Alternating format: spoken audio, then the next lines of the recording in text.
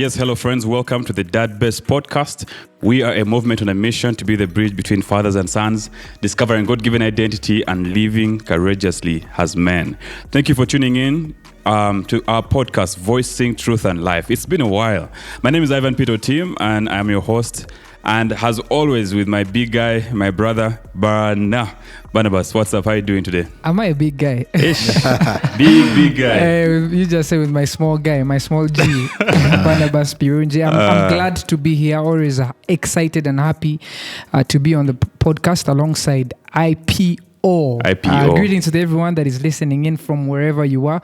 We're just excited to be here. And as you know, at the Dad Best, we're passionate about rescuing every boy and man from sonship crisis or fatherlessness or dad deprivation. But I have a testimony. As he made some steps recently. Tell us more. She's now 9 months, so she made her first stand.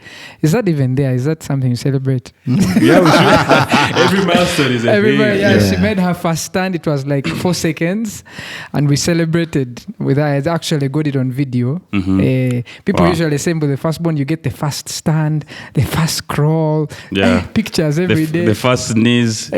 Man, the first, everything fast.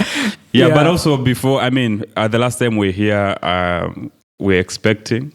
Mm-hmm, My wife was expecting. I was expecting. Yes. And guess what? Yeah. Man, God just blessed us with another boy. Yeah. So you're a fresh daddy. So I'm a fresh daddy. Not the fresh daddy, the musician. But I'm a new dad Congratulations. Again. And we bless the Lord. Our second son is 7 weeks now. And is really very healthy, really excited, and we are grateful to God. Well, Barnabas, why don't we get into someone on the guest seat? Drum rolls. Today we have a great man, our guest, and his name is Reverend Aaron Godfrey Batte. Drum rolls. You're welcome to the Dad Best. Thank you. We are just excited to have you here. Of course, we are his young boys, I think. Absolutely. We're his young boys. Absolutely. We grew up watching him in Kakumba Chapel where we were raised. I'll tell you, at that time, he was a sound man. Yeah, I was. You're right. P3, I remember, man, there was those extravaganzas, and there were guys who manned their systems, and Reverend was one of them those days. He would always be on the mixer, mixing things and stuff. Nowadays he's mixing something. But at least we had the privilege of seeing Reverend in some baggy jeans and some cool t-shirts. He used to have the 3/4 shorts. And he would come and mix and stuff. I think that's one more memory that I have. I think the second memory that I have is I think one of the first times that I had my dad call another person his son. Mm-hmm. Was when he was, this time he was introducing Reverend Aaron Batte. Of course, by that time he was not a reverend. Yeah. And he was like, my son. I saying, but how long? Who is this other son that they are introducing? I thought it's me, Joey. Who is this other son they are introducing? And my dad was, is one of his mentors and someone that has raised him in the faith. We are just excited to have you here. Yes. Now, Reverend Aaron Batte is not alone. He's not absolutely alone. Not alone. He's married to a woman. Yes. Who is a woman? Yes. We have to be very. Yes. Who is female? Who is female? Who is female? And her name is Sharon Batte. And we'll be getting a little bit of the story. Of course, they were in the same worship team. What to love? How did she come to say yes? Turning point. He was doing a Matthew 6 study. Seeking God. And the rest were just added. She's called Sharon Batte, Mrs. Sharon Batte. They got married in 2009. That's about how many years with him? You did math. About 14. 14 years. 14 years. Yeah, and together, I did math, you man. Yeah, together they have Abigail, who is 13. They have Jason, who is 9. Wow. And then they have also Zoe, who is 8. And then they have Matthew, who is 2 and something years. And I can confirm that we got these years from the mother. Yes, that's true. We got these years from the mother. Recently, I took my baby for immunization. And two very interesting things happened. First of all, on our work group, ministry group, I posted, I'm taking my daughter for vaccination. So everyone was asking, what happened? Is that a rat? Is that a rabbit? Because, babies, they always say immunization. Yeah, and then also when I took her there, of course, did the drill. I also didn't get the next date of the next thing there. Yes. And my wife was like, man. There's another thing about, it's something out there for men. When married men are exceeding 10 years of marriage, they usually say, we've been married for very many years. Very many years. The wives usually come through and say, in about 5 seconds, 15 years. Yeah, 16 years. That's amazing. Wives usually even have the months. Yeah, the months. The minutes and what.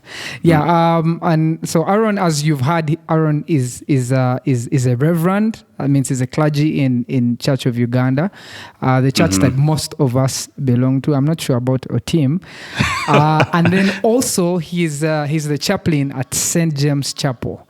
And also, so being a chaplain at St. James Chapel, that's in Moobs. That means Macquarie University Business School. He's very passionate about young people.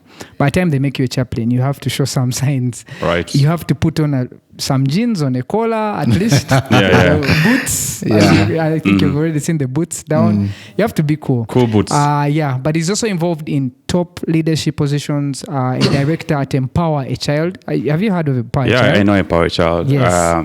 Huntington, right? Yes. Yes, involved at Empower a Child. And he's also the chairman of the management committee of Moobs.